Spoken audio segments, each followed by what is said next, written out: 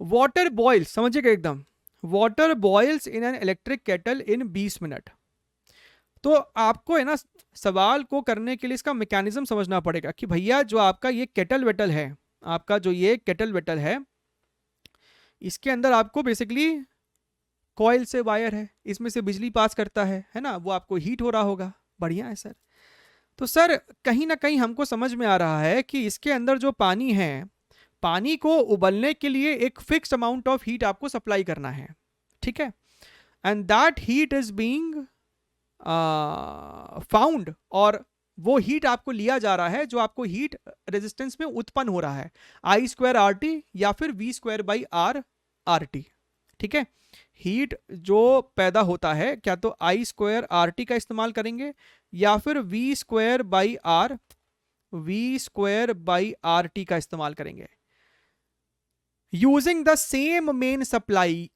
आपने आपने देखो, एक तो यहां पे केटल का अपना कॉइल है, ठीक है, और तुम यहां से सप्लाई ले रहे हो, यहां से तुम सॉकेट से सप्लाई ले रहे हो, तुम सप्लाई सेम ले रहे हो, यानी कि तुम इस वायर के क्रॉस, इस लूप के क्रॉस वी सेम रख रहे हो, तो यही वाला फॉर्मूला का इस्तेमाल करना फिर। So H is equal to V square by R T, ठीक है, यानी कि जो हीट मिल रहा है हम लोग ये वाले इक्वेशन का इस्तेमाल करेंगे। अच्छा sir, main supply, the length of the heating element should be dash, options are like increase or decrease, to dash times of its initial length। अब यहीं पे लैंग्वेज का खेल है। आपने आपने आपने इसके लेंथ को ना, the length of the heating element, आपने इसको इंक्रीज या डिक्रीज किया, आपने वायर को स्ट्रेच नहीं किया है, राइट। मतलब पहले वायर अगर इतना लंबा था तो आपने इसमें थोड़ा सा और वायर जोड़ दिया है, ये मीनिंग है यहां पे, ठीक है।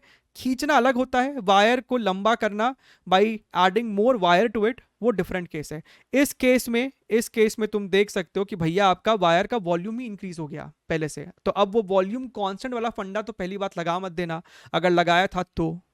ठीक बात है सर, बढ़िया है, सुंदर।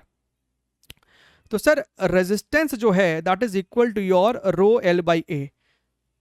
जब तुम एक वायर को, जब तुम इसको लंबा कर रहे हो तो तुम इसके रेडियस को तो कम नहीं कर रहे हो, तुम इसके सिर्फ लंबाई को बढ़ा रहे हो, तो आपका एरिया तो इस बारी कांस्टेंट है, आपका एरिया इस बारी कांस्टेंट है, ठीक है।